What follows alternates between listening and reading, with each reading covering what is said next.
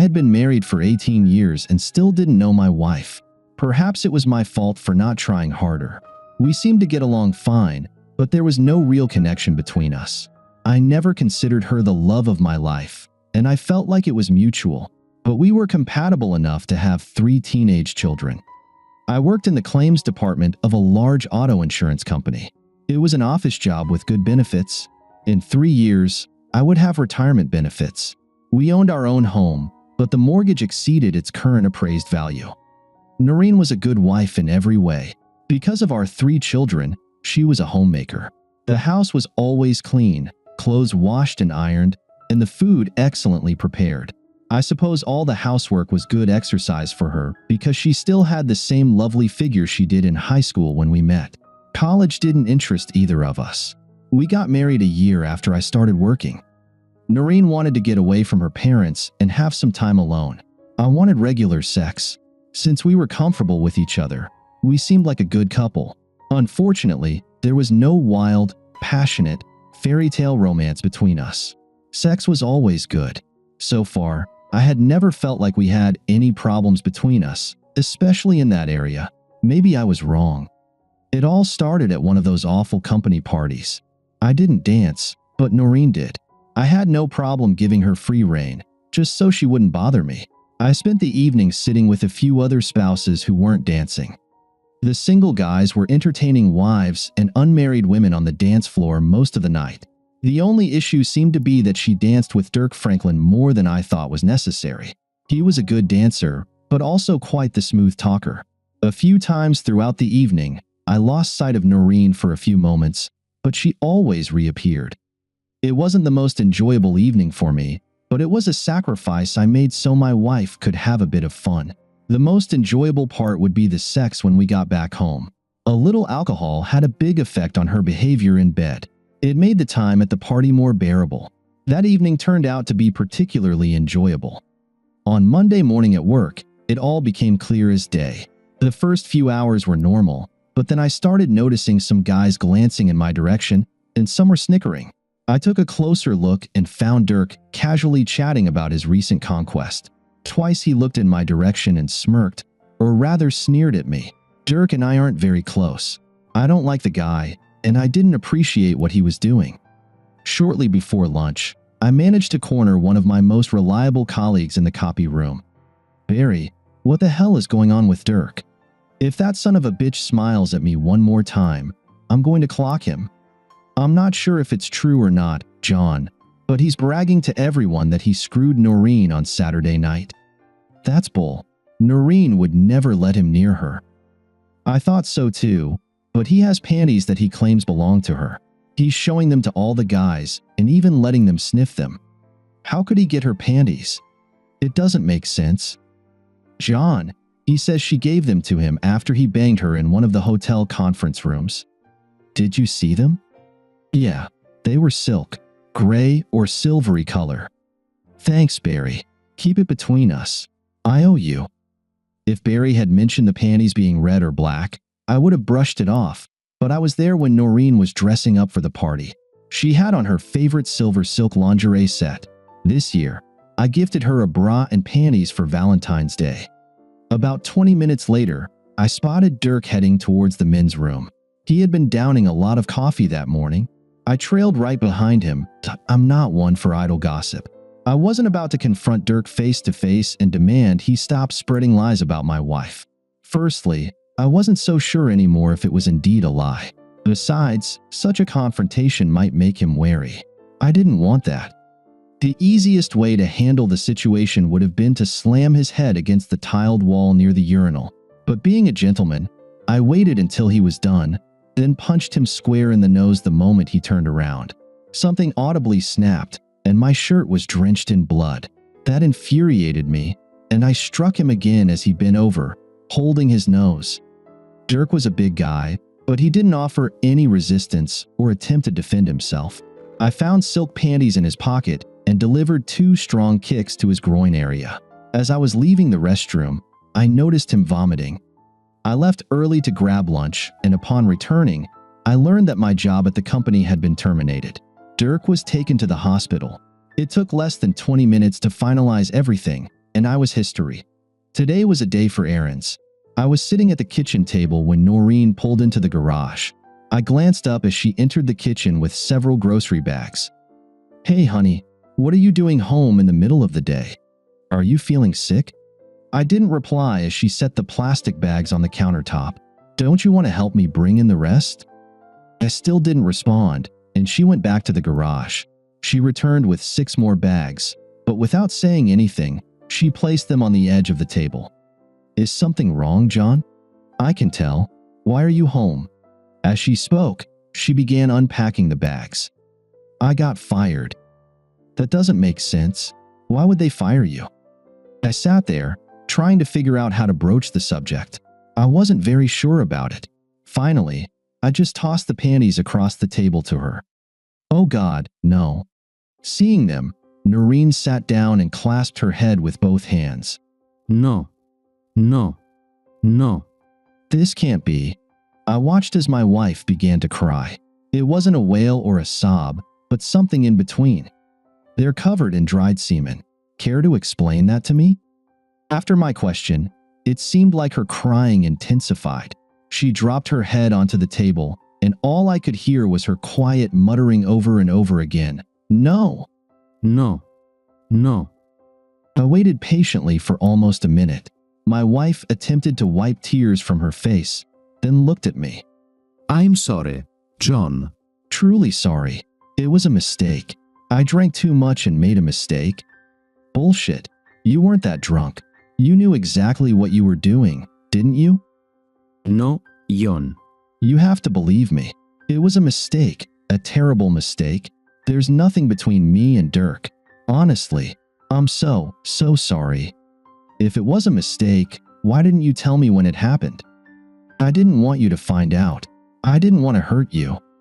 If you didn't want me to find out, why did you have to do it with the biggest gossip in the entire company?" He promised not to tell anyone. "Damn it, are you that stupid? This morning he was letting every guy in the building sniff your panties. Why were you stupid enough to let him take them?" "I didn't let him take them. I gave them to him so he could throw them away. I used them to wipe myself and couldn't put them back on." "What were you wiping, Noreen? Why did you use $30 panties to clean yourself up?" "John, I'm sorry. this shouldn't have happened. Do you mean I should have never found out about this, or that you shouldn't have done it?" "Both. Damn it. I screwed up, John. What do you want me to say?" "What were you wiping, Noreen? You still haven't answered me." "He didn't have a condom. I had to wipe the semen, and the panties were the only thing at hand." "That's just fantastic. How am I supposed to react to that? Do you really expect me to say I forgive you?" "No. How about a reason? Can you give me a reason why you did this, and not bullshit about being drunk? I'm not buying that for a minute." No, "I wasn't that drunk. Dirk and I were having a good time all evening. He's a good dancer and a very fun person. He knows what to say to make a girl feel good. That's what it was." "So, you two just ended up in one of the empty conference rooms and had wild, passionate love?" no. "It wasn't like that at all." "How was it then?" "Don't make me do this, John. Don't make me talk about it." "No, damn it." No. He pulled my panties off and bent me over one of the tables. He was in me for less than a minute. I didn't get anything out of it. He fucked me, and it was over, just like that. It took me longer to clean myself up. That's what you're here for, isn't it? What do you mean? You know damn well what I mean. What was the first thing you did when we got home? Tell me, Noreen. What did you tell me to do when we got to the bedroom? No, John. It had nothing to do with what I did with Dirk. Honestly. No sooner had we gotten into bed, you climbed on top of me in a 69 position. You just let Dirk come inside you, and then you rubbed your dirty, hairy pussy on my face. Was that the excitement you were waiting for but didn't get from Dirk? John. No. It wasn't like that at all. Bullshit. You had a massive orgasm when I licked another man's juice. It must have turned you on. Not only did you sleep with him, but when you got home, you poured his juice on my face. You didn't even shower. Just thinking about it makes me sick. Do you really think I can forgive you for that? It wasn't about that, John. I was damn aroused. Dirk didn't give me any pleasure. You always do. All I could think about was getting home and dragging you into bed. I wanted you, John. I needed you. Sorry, but I don't see it that way. John, you're making a mountain out of a molehill. It meant nothing. It means nothing. We can get through this. Noreen, do you really think it was nothing? I lost my job. I lost my pension. I lost my wife and kids. Maybe it meant nothing to you, but it meant everything to me. My wife just sat there and looked at me as I got up from the chair. I have to leave now. The police will probably be here soon. I don't want to talk to them right now. Why would the police come? What else is going on, John? I'm afraid I upset your lover a bit when I returned your panties to you. That's why I got fired. I'm sure the police have already received a statement from Dirk. Hell, I could spend a couple months in jail for your pleasure. Thanks a lot, dear. Where are you going? What am I supposed to do now? I don't know where I'll be. I loaded all my stuff into the car while you were out shopping. I'll call you later. She looked like she was about to turn on the waterworks again. I turned before walking out the door. I'm leaving it up to you to explain what happened to the kids. If you lie or distort the truth, I can guarantee you'll regret it. There was enough money in the bank accounts to last at least 6 months. Before leaving town, I paid off all the credit cards and canceled them. She could spend the money however she wanted or needed to, but I didn't want to run out. I was confident she'd take care of the kids.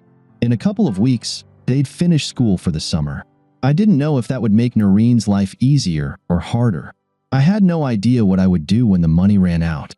I wasn't even sure if I could get unemployment benefits since I was fired for cause. On the first night, I stayed with my brother in Shalkill Haven. He had a small apartment, and he was more than willing to put me up until I found something permanent. The next day, I moved into a small, furnished one-bedroom apartment that included utilities. It even had cable for internet access. Since leaving home, my phone had been off. I didn't want to answer calls, but I knew I'd have to talk to the kids sooner or later. Working with Robbie was easy, but not particularly fulfilling. 3 other guys knew how to climb trees, pick cherries, and grind stumps. My job was to assist them. They seemed to appreciate my efforts and were more than willing to teach me all the little tricks and skills. I kept busy, trying my hardest to forget about the issue with Noreen. The only thing I knew for sure was that I would file for divorce as soon as possible. Terry was my oldest daughter. She was smart and sweet as candy. In 2 months, she would graduate from high school and enroll in dental technician courses at the local college. Brian was set to enlist in the Marines once he graduated next year. Sal had 2 more years of schooling left, and all she wanted was to get married and have children. She once wanted to be a teacher, but I think she outgrew that. They were all good kids. Brian ran all over the county because he felt it would help him build endurance for his military career. Terry worked as a candy vendor at one of the local hospitals. I'm not sure, but I think Sal invented social media. If she didn't invent them, she certainly perfected them. The only contact I had with any of the kids was through Terry. I felt uncomfortable discussing family issues with Sal because she was too young, and Brian didn't want to talk about it at all. After I left, Noreen sat the kids down as a group. She told them why I left, and apparently didn't hold anything back. Brian immediately left the room and didn't speak to his mother again. Sal just sat there and cried. Terry was the only one of the 3 who was ready to have any conversation about the breakup. Noreen refused to explain to Terry why it happened. She just told her about it without going into detail. I filed for divorce, and everything went sideways. Terry called me and said that their mother started leaving the house in the evenings several times a week. Usually, she would come home drunk. Terry said it started right after the divorce papers were filed. The kids did everything they could to avoid Noreen, but her actions still had a negative impact on the family as a whole. As far as Terry knew, there was no involvement of a man in this. Brian wouldn't talk to his mother, and Sal was constantly whining. Terry was the only one who even interacted with Noreen, and even then, it was pretty limited.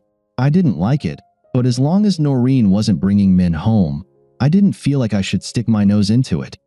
A week later, things went even worse. I was at work with Josh and Jimmy, 2 tree climbers. They were up top cutting branches, and I was on the ground, feeding the chipper. Everything seemed to be going pretty well until two guys pulled up to me in a Dodge. For people, it was a common thing to talk to us during work.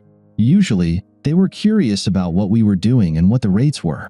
Robbie always kept a stash of business cards in the pocket of my shirt for such occasions. When I handed a card to one of the visitors, the other one delivered a strong blow to my temple. It was unexpected and achieved the results he wanted. I was on all fours, trying to regain my composure, when they started kicking me with their boots. There was no time to think, plan, or take any defensive action.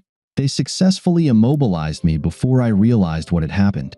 The best I could do was curl up and try to minimize the damage. I'm not sure how long it lasted, but it stopped as suddenly as it started. Josh tried to get me to sit down. I strained my eyesight as much as I could and noticed Jimmy talking on his cell phone and the Dodge driving away. It hurt like hell. The worst part was that I couldn't breathe. Every time I tried to inhale, sharp pain pierced my right side. It was my first broken rib. It was then that I noticed that the bigger of the two guys was lying on the ground next to me. His head had turned into a bloody mess. Jimmy and Josh noticed what was happening and tried to come down to help me as soon as they could. To speed up the process, Josh lowered his chainsaw down the safety line and swung it at the guys kicking me. The swinging chainsaw hit the bigger of the two guys on the head, and it seems he lost an ear. His buddy wasted no time getting the hell out of there. Despite the fact that the chainsaw wasn't actually working, the baboon had a huge wound on his head. After a few minutes, he started moving, and Jimmy gave him a good kick to the balls. Apart from one strong blow to the head, all the other injuries were inflicted on my body. I just sat there motionless until the ambulance arrived. I refused to ride in the same ambulance as the guy who attacked me, so the local police ended up transporting him in the back seat of a patrol car. When I got there, Robbie was in the hospital. The thug had a deep wound on the side of his head. His ear wasn't torn off, but it was severely mangled. I didn't feel too bad, but the doctor and Robbie insisted I stay overnight. The cops nabbed the second thug in the Dodge before he could get 10 kilometers away. After a mediocre dinner, I settled in for the night, but not for long. It was almost 1 in the morning when my cell phone rang. Who the hell could be calling me at this hour? Actually, who would call me at all? Hey Dad, it's Terry. We have a problem, and we need your help. I don't think I can help you right now, but what the hell is so important that you're calling in the middle of the night? Mom's in jail, and someone needs to bail her out. Why is she in jail? She crashed the car, and she was arrested for driving under the influence. Is she okay? Was she hurt? Not entirely, but the car is in pretty bad shape.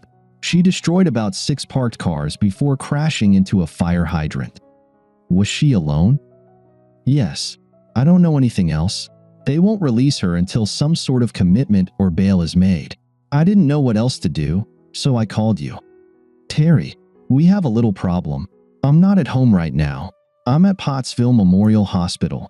Today, I got injured at work, and the doctor wanted to keep me overnight. I'm okay, but I can't leave. Maybe you should call your Aunt Sarah? She'd probably be more than happy to help your mom. What happened? Why are you in the hospital? I have 2 broken ribs. They wrapped me up like a mummy, and I don't know if I'll be able to drive at all. I'll be fine, so don't worry about me. I just need to rest for a few days. I didn't see the need to tell her how the accident happened. She had enough problems of her own right now. Is there anything I can do for you? Let's see if you can find out a bit more about what happened to your mother. I'm just a little curious. Okay, I'll call you tomorrow during the day and see how things are going. Robbie dropped me off at the apartment and put several microwavable meals in the freezer. I asked him to buy me a couple of packs of beer, but all I got was some Coca-Cola. I could move fast enough to go to the bathroom and feed myself. Unfortunately, I had to spend the whole day watching an Adam Sandler film festival. Shortly before dark, Terry called. Norrin was drinking with some people who used to work at my former company. I thought it was interesting because I don't work there anymore. I had no idea she had any friends who worked there besides Dirk. They were just starting to have fun when the police showed up and arrested Dirk. Norrin was very upset and started drinking more than usual. Before closing, she refused to call a taxi and let anyone take her home. Terry still couldn't figure out why Dirk was arrested and why Norin got so upset when it happened. We talked for a few more minutes. Terry was glad to hear that I was home and could take care of myself. They wanted to come to me, but they didn't have a car. Sarah posted bail for my wife, but Norin didn't come home. Terry gave me Sarah's phone number. Sarah, this is John. What the hell is going on? Your wife is a mess, John, and it's damn well your fault. Wow, hold on a minute, Sarah. How am I to blame for all of this? You left her, that's why. You left her with 3 kids and just ran off. Who the hell do you think you are? Come on, Sarah. You know me better than that. Why would I just wake up one morning, quit my job, and leave my wife and kids? Does that make any sense to you? Norin said you got fired and you're taking it out on her. She said, why was I fired? She said you beat up a guy at work because she danced with him at the company party. Sarah, she wasn't dancing with him. She was fucking him, right at the party. Did she tell you that? There was a short pause. No. She didn't tell me anything like that. I didn't hit the guy because he danced with your sister. I hit him because he fucked her and then bragged about it to everyone in that damn company. She even gave him her panties as a token of gratitude. There was no response on the other end of the line. Did she say why her boyfriend was arrested last night? No, but she said you had something to do with it. Our conversation was interrupted by a knock on the door of the apartment. Sarah, I have to go. I'll call you tomorrow. The cop at my door was an ugly guy, and he also happened to be my brother-in-law.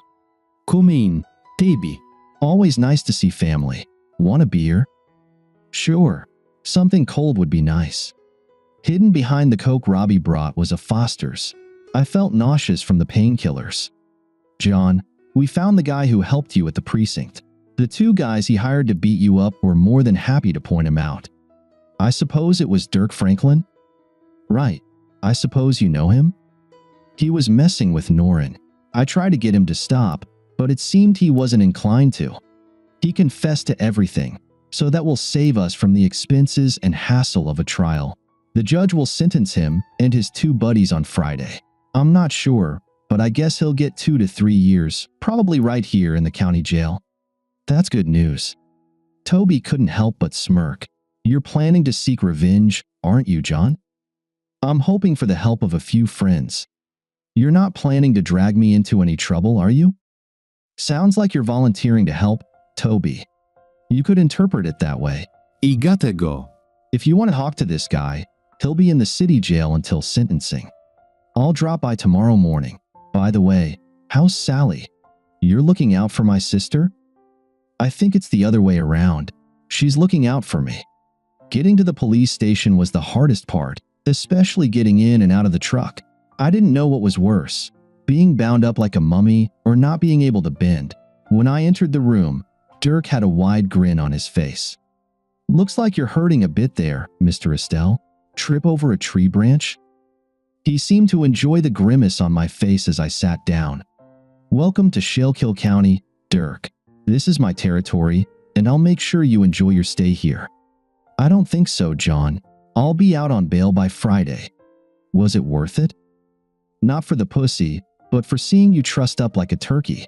Looks like you lost your job and your wife. Was it worth it for you? I don't understand the question. I never did anything to you that you didn't deserve. You should have just left it alone. I was better than you then, and I still am. I suppose my wife thought so too. Well, she's all yours now. Hope you enjoy her. Oh, I will. By the way, since you left, I've enjoyed her 3 times. Once was at home, in your bed, while the kids were at school. You really pissed her off when you handed her divorce papers. That son of a bitch did everything he could to get under my skin. If the judge decides to keep him serving his sentence in state prison, it'll be harder for me to collect what he owes. The district attorney's office was on the 3rd floor, and there was no elevator in the old courthouse building. Not very wheelchair accessible. Seems like one of the charities should have taken care of that by now. John Estelle, I heard you're back in town. Elizabeth Vargas was the top of our class. She went to Penn State on a full scholarship and got her law degree. She married the captain of the football team, who was the only guy in our class to get into the U.S. Air Force Academy. They were the perfect couple, except that Captain Philip Vargas died in a car crash shortly after they got married 10 years ago. The next 5 minutes were filled with small talk about the good old days. I felt awkward talking to her. She belonged to the elite, and I was one of the minor players. I smiled and tried to be polite. I was looking for a graceful way out. "Well, it was nice chatting with you, Elizabeth. I recently returned to town and heard that you work here. I just wanted to say hello," I said, smiling awkwardly as I stood up to leave. "Sit down, John." Polite chit-chat was over. "You're here because of Dirk Franklin, aren't you?" "Yes, but when I saw you here, I figured it wasn't such a good idea." I felt like a whale washed ashore, trying to get back into the water. "I've been assigned this case, John, so I know a little about what's going on. It's as clear as day. He's going to prison. What did you want to talk about?" "I guess that's it. I just wanted to make sure he gets what he deserves." Elizabeth Vargas leaned back in her chair and smiled at me. It was quite amusing because you usually imagine big, tough guys doing that. "You're starting to annoy me, John. I don't like it." I caught myself fidgeting with my fingers and looking at the floor. It was uncomfortable discussing this issue with a woman, especially someone like Elizabeth. She wasn't going to let it slide. Dirk Franklin caused me a lot of pain. Because of him, I lost my job, my wife, and my children. I just wanted to make sure his time in prison wasn't a vacation. "Do you want him to stay in the county jail or go to the state?" "Do I have a choice?" "I can't keep him in the county jail for more than 2 years. If I give him more, I'll have to send him to one of the state facilities." She noticed that I was smiling. "I think 2 years here would be enough." With some effort, I stood up again. This time she didn't stop me, but as I turned, she said, "John, could you meet me for lunch at Scripsy around noon?" I nodded, and as I smiled at her again, she smiled back. This could be an interesting lunch. After I left the courthouse building, I walked around the shops for a bit. I bought a nice shirt and some new pants. Before, I only brought work clothes with me. I also bought a case of beer. I figured if I had to choose between pills and beer, beer would win. I wasn't sure if the lunch would be businesslike or pleasant. It was the latter. Elizabeth returned home after Philip died. It turned out she was receiving some state compensation but still needed a job. She had a 16-year-old son, Philip Jr., whom she referred to as Second. After he was born, they decided they didn't want to call him Junior or Philip, so they settled on Second. It was hard to get much personal information from her without seeming overly curious, so I just let her tell me what she wanted me to know. I didn't say anything about my situation at all because I was afraid of being seen as weak. My self-esteem was somewhat low at the moment, so I felt a strong need for protection. Before Elizabeth left to go back to work, she told me not to worry about the upcoming sentencing. The smile on my face quickly disappeared when I got home. 3 of my kids were sitting on the porch with suitcases and travel bags. "What the hell, guys? What are you doing here?" No one wanted to answer me. "How did you find out where I live?" Brian decided to break the ice. "Uncle Robbie gave us the address." "I don't see a car. How did you get here?" "Aunt Sarah drove us, but she couldn't stay." Brian stood up as I approached the porch. "Could you please get the case of beer from the car? It's hard for me to lift it." Terry helped me get into the house. There wasn't really a need for it, but I could understand why everything looked like I needed help. Brian took the beer into the kitchen, and Sal made cold ice cream for everyone. I didn't know how long they had been there before I returned. "And why did Aunt Sarah bring you all here?" "She said it was the best thing to do under the circumstances," Brian continued. He answered my questions, but I didn't really learn anything. I took a big gulp of soda and regretted not buying cold beer instead of warm. "Under what circumstances?" Brian didn't want to answer. The 3 of them sat staring at each other. Finally, Terry spoke. "A couple days ago, Sal came home early from school and saw Mom having sex with some guy in your bedroom. Did she know who this guy was?" Sal was sitting right there. I could have asked her directly, but for some reason it didn't seem right. "She didn't know his name, but she said it was a guy you worked with." I looked at my youngest daughter. "What did you do, sweetie?" I watched it for a couple minutes. I've seen people having sex on the internet before, but it's different when your mother is dating a man she doesn't know. It was disgusting. I left and went back to school. Did your mom know you were there? I don't think so. Most of the time, she had her eyes closed. In anger, I threw the empty soda can across the room. It bounced like a toy. Kids, have you eaten yet? No. Terry, how about ordering a couple of pizzas for us? While the kids were packing up their things, I called my lawyer and asked him to revise the divorce papers so I could have full custody. It was a risky move, but I decided to go for it. After that, I called Sarah. She was no longer talking to her sister and was in no way supporting her. When the kids turned to her for help, she insisted they stay with me and even offered to drive them over. It was nice to have some kind of ally. Sarah had already told Norrin where the kids were and why. The pizza turned out to be an early dinner. We talked a little about other things. Then everyone left me alone and went to bed. In the depths of the fridge, I found another cold Foster's. Fresh ones were great, but cold ones were even better. I washed down a painkiller with the beer, hoping it would knock me out. It did the trick. Friday came, and the sentences were announced. Dirk got just a year, but he'd serve it in the county jail. He'd probably be out in 6 months. Usually that would be okay, but not in Dirk's case. His 2 thugs got 6 months each, time served. Sometimes I don't understand the justice system, but overall, I was satisfied with the outcome. Saturday was busy. The whole day was spent settling the kids in, though they brought a lot of stuff with them. Each of them realized they forgot something during the packing. A daytime trip to the mall hit my wallet hard, but it was necessary. By the end of the day, everything was as normalized as it could be.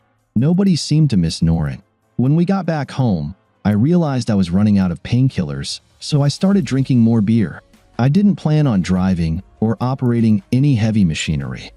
The next morning, I tried to clear my mind as I heard Toby talking to the kids. I put on my jeans, but instead of taking a painkiller, I just swallowed 2 aspirin tablets. In the end, I had to wean myself off of them. My appearance in the kitchen was greeted with enthusiastic applause. My family didn't show much sympathy for my woes. By general consensus, I drank beer because I wanted to, not because I was forced to. They were, of course, right? Terry poured me a cup of hot coffee as I slumped at the table, and then all 3 kids dispersed as if they knew Toby and I needed to talk. We have a small problem, John. I was just beginning to get used to everything being settled, and Toby decided to surprise me with something new. I tried to take a sip of the black coffee, but it was too hot. I sighed and placed the mug on the table. All right, Toby. Surprise-me. What's the new issue? On Saturday morning, the guards found Dirk Franklin in the prison laundry room. Someone beat him within an inch of his life. Besides his battered face, he had several broken ribs and other internal injuries we couldn't diagnose. This doesn't happen often for us. Wow, it didn't take him long to anger his new friends. We don't think he was anyone new. Toby noticed me smiling as I took another sip of my morning drink. It was still hot, but getting better. It seems someone let slip that Dirk refused the services of a hired hand to plea for a lighter sentence. Though his thugs got less time than he did, they weren't too pleased with this news. We have no evidence they did it, and frankly, we're not particularly interested in investigating. I stood up and refilled Toby's cup. He noticed I was still smiling. That's the problem, John. The coffee was great, but the smile vanished from my face. They had to transport Dirk to the hospital in Allentown. He was being watched by a guard, but last night, Dirk disappeared. No one knows when or how. The staff didn't think he could leave on his own, but it seems they were wrong. I never finished my coffee. I just got up and poured it down the sink. Toby sat quietly while I stood and stared out the kitchen window. There was no view, just the brick wall of the neighboring store. It didn't matter what I was looking at. I never felt threatened by Dirk, but the thought of him walking free irritated me. After a few moments, I heard my brother-in-law get up from his chair. John, I'll keep you posted on what's going on. If I hear anything, I'll let you know. I was still staring at the brick wall when I heard the back door close. Dad, do you want me to make you scrambled eggs? That would be great, Terry. Let me quickly take a shower first. Later that day, I called Sarah. She hadn't heard anything about Noreen and had no idea where she could be. I didn't know if that was good news or bad. life started to settle down. My injuries healed quickly.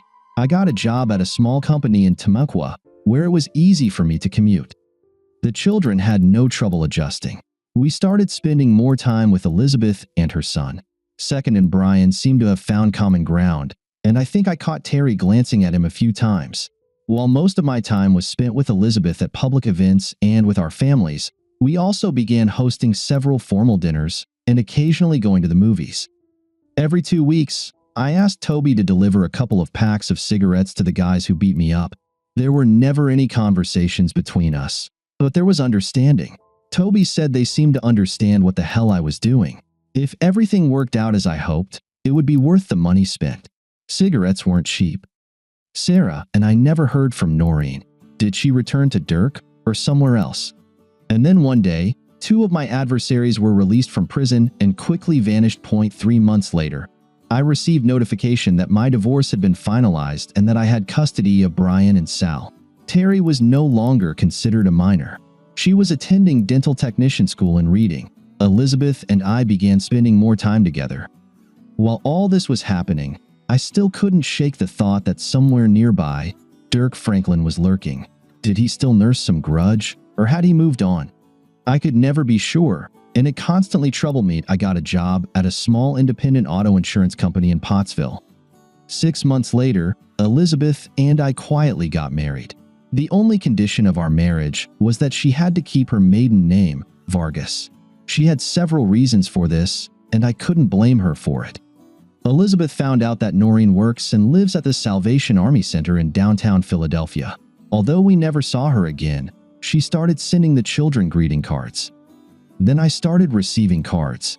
They came at different times, on Flag Day, Veterans Day, Arbor Day.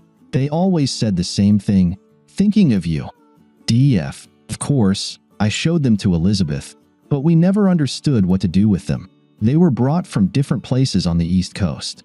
At first, I threw them away, but as they kept increasing, I grew more concerned. Dirk Franklin was like a cockroach. I had no idea how to get rid of him. Elizabeth did everything in her power to keep me under control. I appreciated her support, but I felt helpless. The postcard I received about 2 weeks before Christmas was more ominous than the others. I have a special gift for you. See you soon. DF. Dirk never showed any desire to harm any of the children, but I wasn't sure if he still felt that way. I found myself constantly worrying about Elizabeth and the children. He had left my life, but still caused me pain. All I could do was wait and be prepared for his return. 2 days before Christmas, it all finally came to an end. It was a typical greeting card, but inside was a cutout from the Baltimore Sun newspaper. The body of a man identified as Dirk Franklin was found today in a burned car near the brick factory in Glengarry. The police were unable to determine the true cause of death due to the condition of the body, etc., etc. The card was not signed. It simply said, "Thanks for the cigarettes." Thank you for being with us and listening until the end. If you found it interesting, please subscribe, give us a like, and leave your comments.